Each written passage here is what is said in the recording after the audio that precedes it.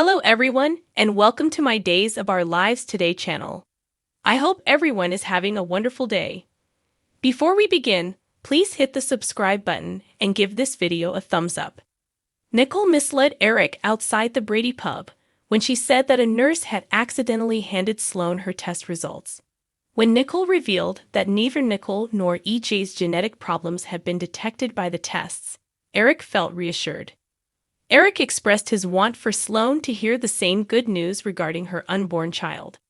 Nicole expressed her wish for a healthy child for Eric and Sloan. Sloan complained to Trask about Colin's 20-year prison term outside City Hall. Trask tried her best to comfort Sloan. Trask talked about her date with Alex the night before and how terrible it had been. Sloan was taken aback when Trask revealed that Trask had another date, this one with Lai. Trask surmised that Sloan was troubled by something. Sloan asked Trask if she could tell him something. Whatever Sloan told Trask would be kept completely confidential, she vowed. Sloan received a call from Eric asking to see Sloan before she could tell Trask. Sloan got to her feet and made a hasty exit. Sloan had been about to say something to Trask that appeared crucial, Trask observed. Sloan asserted that it was meaningless. Trask appeared perplexed as Sloan walked away. Eric afterwards questioned Sloan about why she didn't mention earlier that she had ended up with Nicole's test results. They were in their apartment. Sloan remembered finding out that EJ wasn't Nicole's baby's father.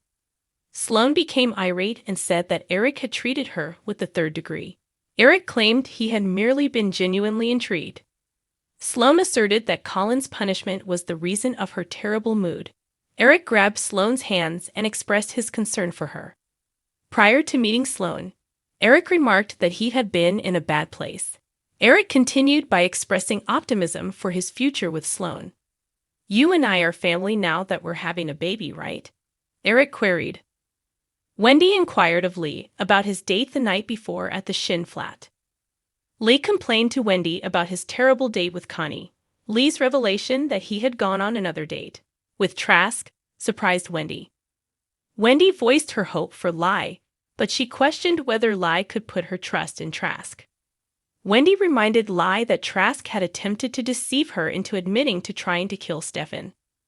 Wendy speculated that Trask had arranged up the second date with Lai using the matchmaker in an effort to compel him to confess.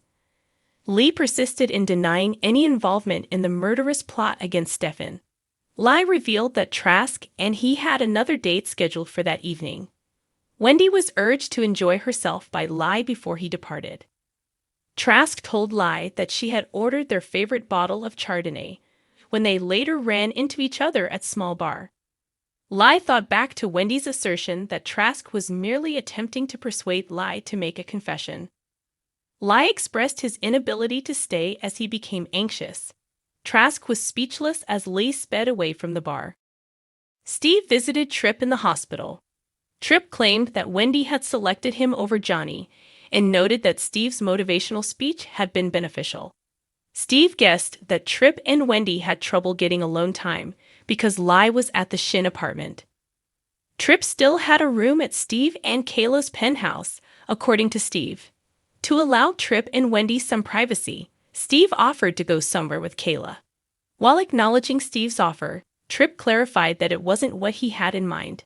Abe called Steve at that very moment. Tripp finished his shift and went back home to the Shin flat. Wendy observed that Tripp and she were the only people there. When Tripp revealed that he had reserved a room for them at the Salem Inn, Wendy was taken aback. Tripp hoped he hadn't been too arrogant. After giving Tripp a kiss, Wendy promised to pack her bag. Talia notified Chanel about Colin's prison sentence in Horton Town Square. When Colin stared at Talia earlier and informed her that she deserved to be in prison as well, Talia claimed that he had hate in his eyes. Although Chanel pointed out that Talia had been in an emotionally abusive relationship, Talia believed Colin was correct. Chanel clarified that Colin was merely attempting to enter Talia's mind. Abe came up in the discussion. Talia expressed her appreciation for Abe being discovered alive. Chanel thanked Talia and said she wanted to spend some time by going for a walk so she could give Abe and Paulina some privacy. To treat Channel to dinner at Buddy's Burger Barn, Talia offered to pay. Talia acknowledged missing Channel. Later, Channel acknowledged that she too missed Talia. Talia's successor at Sweet Bits, according to Channel, wasn't very good. Talia inquired, "So you miss me as an employee?" "Yeah, and as a friend," Channel said to Talia.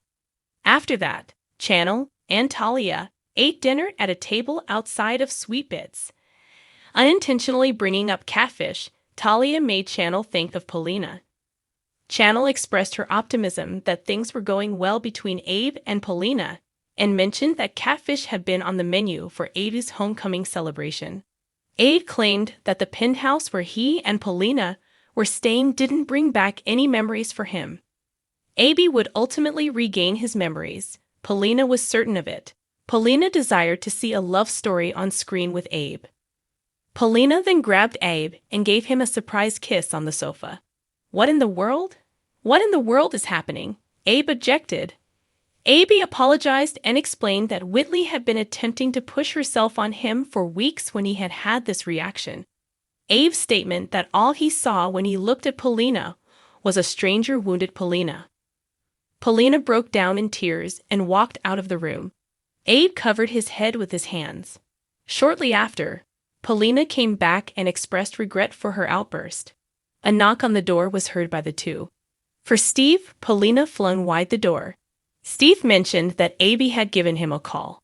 When Abe revealed that he required a new residence, Steve and Paulina were taken aback. Abe continued by saying that he didn't feel comfortable living with Paulina. Paulina begged Steve to persuade Abe not to go. "Steve, I believe you to be one of my oldest and closest friends," you said. "I believe that friends can rely on one another.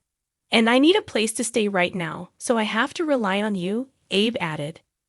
Abe resisted Steve's attempts to reassure him that Paulina had his best interests at heart. Steve reluctantly pushed Abe outside the house while assuring Paulina that everything would be all right. Paulina began to cry after Abe and Steve left. Nickel came by a short while later to see Abe. Nickel was shocked to hear from Paulina that Abe had moved out. Steve wheeled Abe inside Steve and Kayla's house at the same moment. Abe expressed regret for putting Steve in an uncomfortable situation with Paulina. Abe was reassured by Steve not to worry and informed he could remain for however long he required.